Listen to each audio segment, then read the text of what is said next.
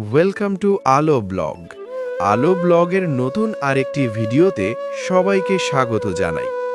তো আজকে আমি যেতে চলেছি একটি নতুন জায়গা, আপনাদেরও সাথে করে নিয়ে যাব। কোথায় যেতে চলেছি ধীরে ধীরে সব বলবো, তাহলে চলুন যাওয়া যাক।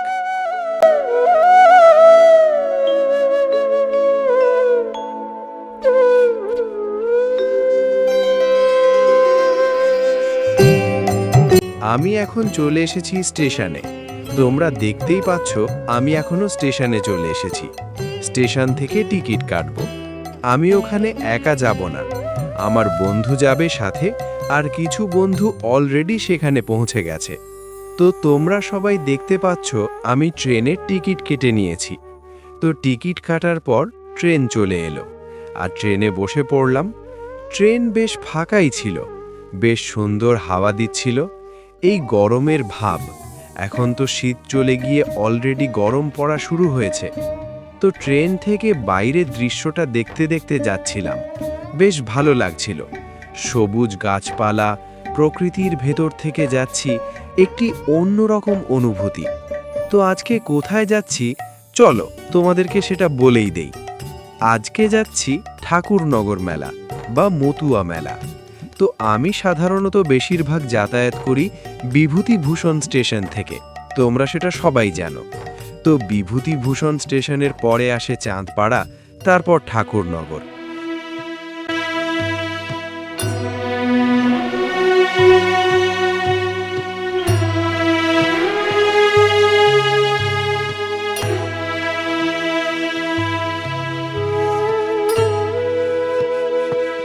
তো তোমরা ট্রেনের ভেতর থেকে মেলার দৃশ্যটা একটু দেখে নাও।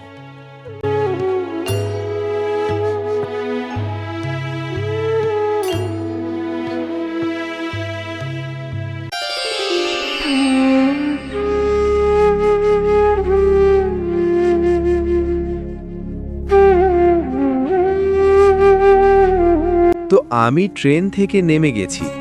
ট্রেন থেকে নেমে হেঁটে হেঁটে যাচ্ছি। আমি কোনো ভ্যান বা টোটোতে উঠিনি, হেঁটেই যাব, অল্প রাস্তা। সামনে দেখো কত লোকজন যাতায়াত করছে, প্রচুর ভিড় এই বিকেলবেলা। তাহলে রাতের বেলা কি হবে ভাবতে পারা যায় না। তো আমি অলরেডি মেলার মধ্যে ঢুকে গেছি। তোমরা ধীরে ধীরে মেলাটা দেখতে থাকো আর এনজয় করো।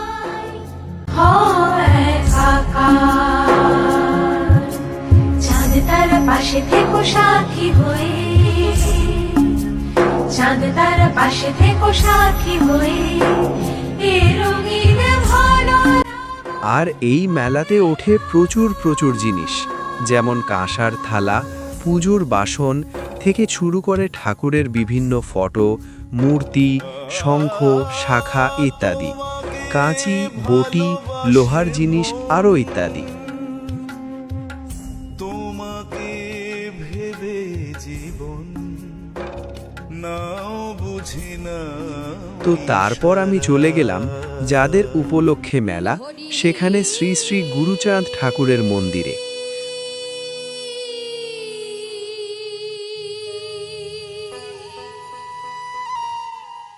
গুরুচাঁদ ঠাকুরের মন্দির থেকে বেরিয়ে আমি গেলাম শ্রী শ্রী হরিচাঁদ ও শান্তি মাতার মন্দিরে। তোমরাও দর্শন করো শ্রী শ্রী হরিচাঁদ ও শান্তি মাতাকে। মন্দিরটা একটু ঘুরে দেখে এখান থেকে বেরিয়ে যাব।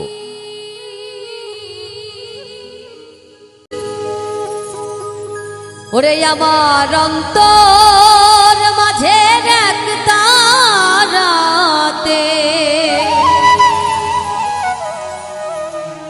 আমার অন্তর মাঝে এক তারাতে। তোমরাও দর্শন করো শ্রী শ্রী হরিচাঁদ ও শান্তি মাতাকে। মন্দিরটা একটু ঘুরে দেখে এখান থেকে বেরিয়ে যাব। তোমায় পাবো বলে ঠাকুর মতুয়া হয়েছি, আমার অন্তর মাঝে এক তারাতে। মন্দির থেকে বেরিয়ে এসে ঠিক তার পাশ দিয়ে সোজা চলে যাচ্ছি এখন কামনা সাগরের দিকে।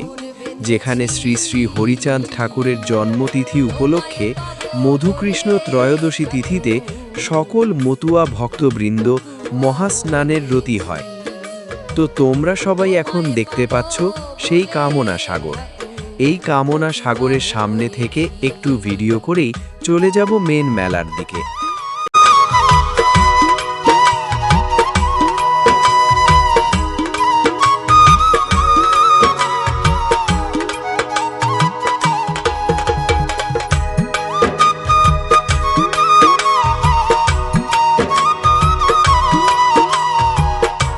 তো মেলা ঘুরতে ঘুরতে শ্রী শ্রী হরিচাঁদ ঠাকুরের সম্পর্কে তোমাদের কিছু ঘটনা বলার চেষ্টা করব।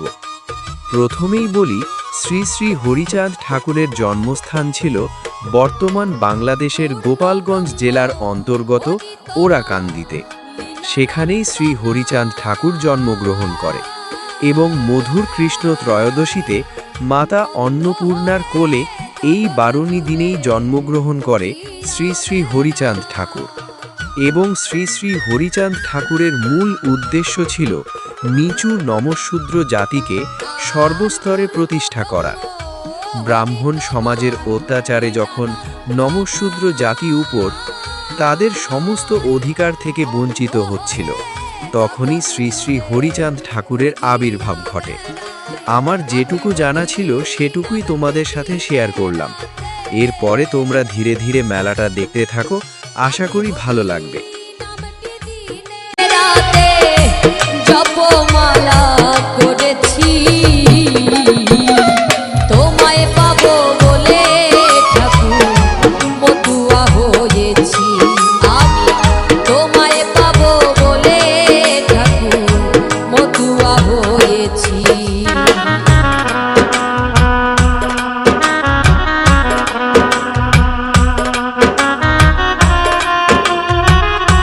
তো মেলা দেখার পর চলে এসেছি স্টেশনে। আবার টিকিট কেটে নিয়েছি, আর টিকিট কেটে ট্রেনের অপেক্ষায় দাঁড়িয়ে আছি।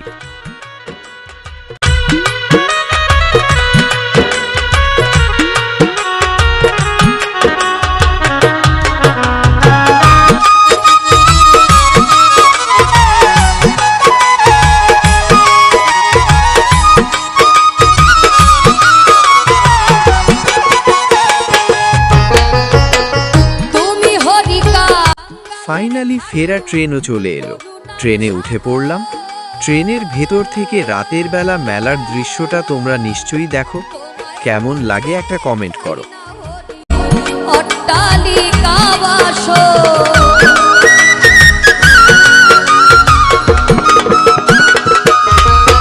আর তুমি হরিকাঙ্গালের ঠাকুর করুণার সাগর।